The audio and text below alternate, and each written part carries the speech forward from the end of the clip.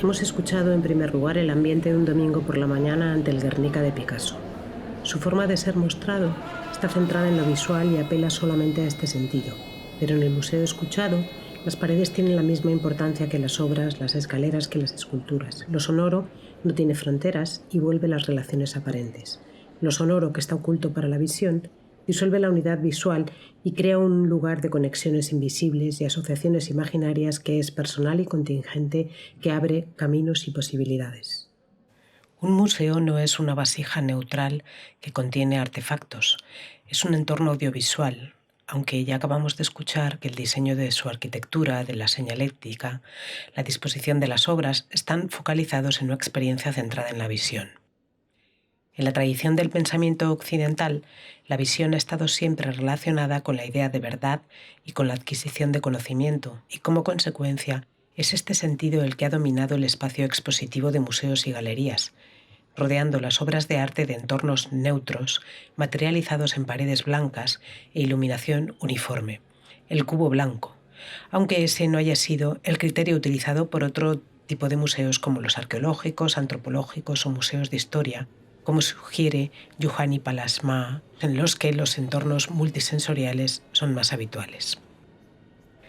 Esta concepción del espacio expositivo artístico como cubo blanco considera de forma implícita que hay que separar las obras representadas de la materialidad y del mundo multisensorial en el que fueron creadas, no contribuyendo, por lo tanto, a la activación de los canales sensoriales más allá del de la visión.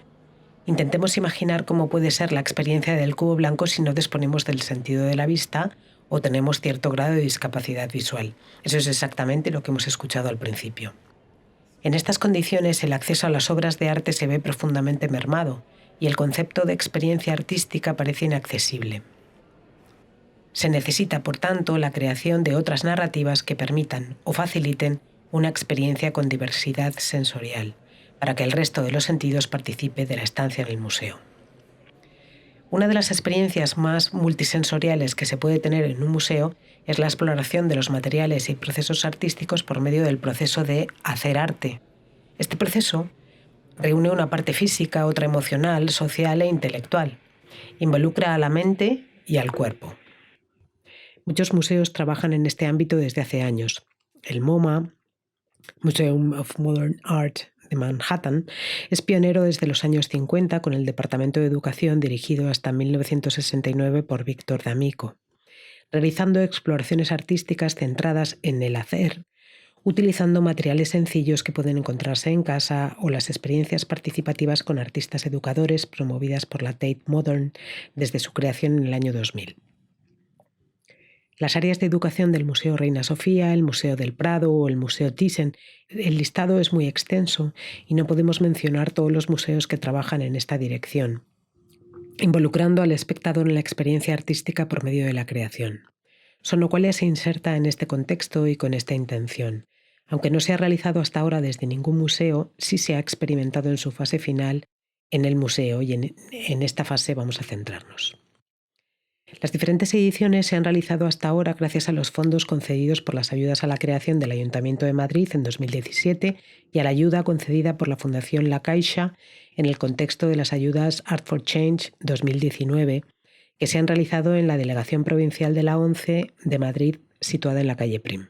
Sonoqualia es un proyecto que trabaja con personas que tienen distintos grados de discapacidad visual para crear experiencias artísticas sonoras, concretamente piezas sonoras de una duración aproximada de 2 minutos y medio, realizadas a partir de cuadros albergados en museos. Lo más importante al concebir este proyecto es el concepto de experiencia artística desarrollado por John Dewey. Cito: recobrar la continuidad de la experiencia artística con los procesos normales de la vida por medio de una reelaboración de la materia prima de la experiencia y, por tanto, del hacer. Sonoqualia no persigue separar asépticamente el contexto en el que se crea la obra de arte del contexto en el que se experimenta. En Sonoqualia intentamos resolver la diferencia que existe entre un enunciado y la expresión. El primero, el enunciado, es una generalización. El segundo está individualizado, es decir, que pasa por la experiencia de cada uno. Partimos en nuestro proyecto de audiodescripciones de cuadros. Se trata de un material que algunos museos de arte ponen a disposición de las personas que tienen grados variables de discapacidad visual para hacer más accesibles parte de sus colecciones. Tenemos que decir que una parte muy pequeña.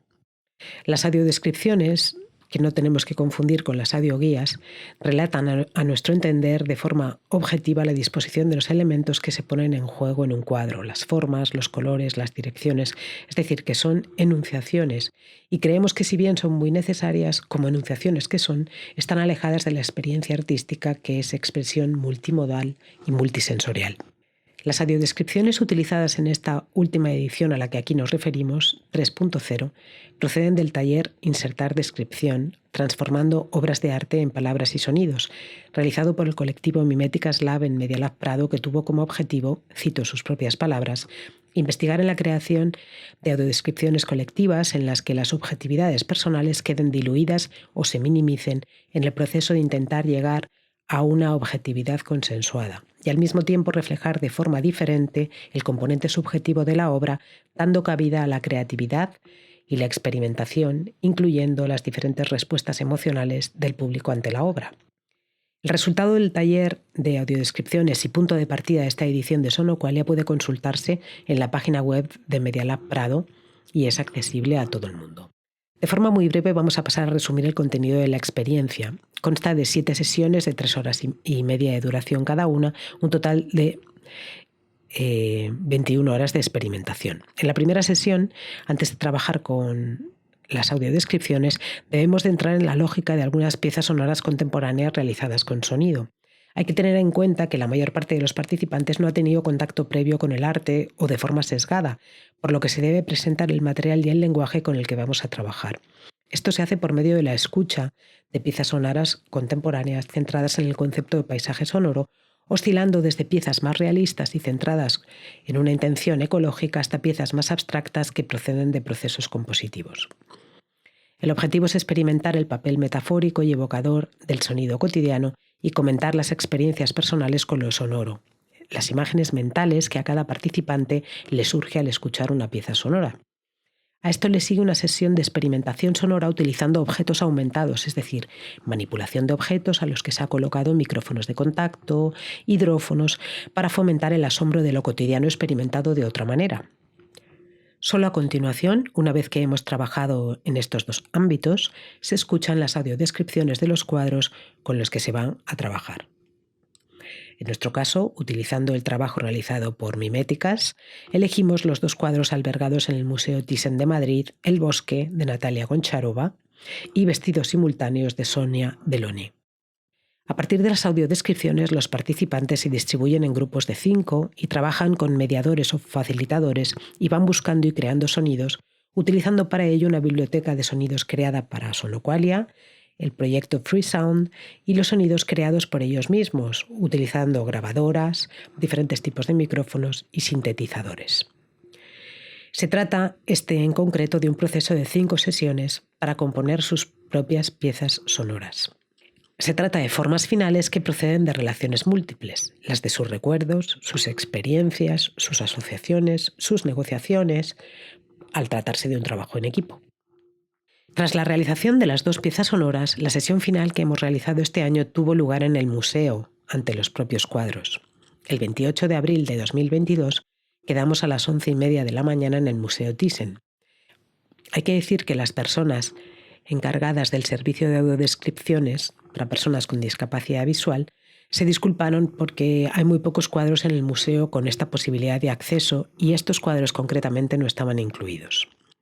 Nos informaron de que el cuadro de Sonia Delaunay se encontraba fuera del museo por un préstamo, por lo que decidimos escuchar la pieza sonora ante otro cuadro de la misma autora situado en la misma planta. Tomamos el ascensor y nos dirigimos a la primera planta. Éramos un grupo de 12 personas, más los perros guía, por lo que ocupábamos un gran espacio en la sala y en los pasillos de acceso. Al llegar ante el primer cuadro de Natalia Goncharova, en la sala 36, los participantes sin resto visual, pues algunos no tenían discapacidad visual total, Nos pidieron que les describiéramos la sala, disposición de los cuadros, tamaño y altura, cuadros vecinos con quien compartían pared, nivel de iluminación general de la sala, disposición de las ventanas, existencia o no de cortinas, cantidad de público en ese preciso momento ante el cuadro, color del suelo y paredes, es decir, todo aquello que pudiese contribuir a la creación de una imagen mental del espacio del museo y del cuadro previamente trabajado en él. Una vez creada esa imagen mental, pasamos a acomodarnos, y también a los perros guía, para escuchar la pieza ante el cuadro, utilizando para ello auriculares y sus propios móviles. Las piezas sonoras están alojadas en SoundCloud y pueden escucharse aquí. Una vez escuchada esta pieza, pasamos a la sala 46, que albergaba contrastes simultáneos de Sonia Delaunay, y se reprodujo la misma dinámica. Aprovecharon para comentar los trabajos de los compañeros, se hicieron 2 grupos si no se había podido escuchar el trabajo del otro grupo, y hacer crítica de los trabajos ajenos. A continuación, en la misma sala nos topamos con el cuadro de Miró que había sido trabajado en la edición anterior, dado que algunos de los participantes repetían taller, y los nuevos participantes quisieron escuchar las piezas sonoras sin haber escuchado previamente la audiodescripción correspondiente para probar la capacidad evocadora de las composiciones sonoras hechas por los compañeros. Se creó ante el cuadro un intenso debate con los creadores defendiendo sus elecciones y los que acababan de escucharla por primera vez criticaban las piezas, pero desde su nueva posición de hacedores de piezas sonoras y a partir de su experiencia compositiva. El silencio habitual del museo se vio, pues, roto por discusiones artísticas llenas de emoción. Podemos decir que con testimonios situados. La visita fue estupenda. Todos estábamos contentos y emocionados por haber experimentado el trabajo realizado en ese lugar. Ellos habían creado su propia narración en el museo y lo habían convertido en expresivo.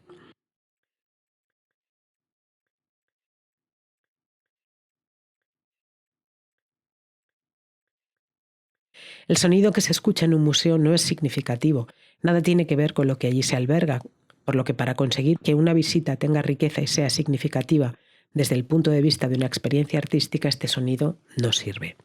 Tampoco sirve de mucho, creemos, la audiodescripción por sí misma y aislada.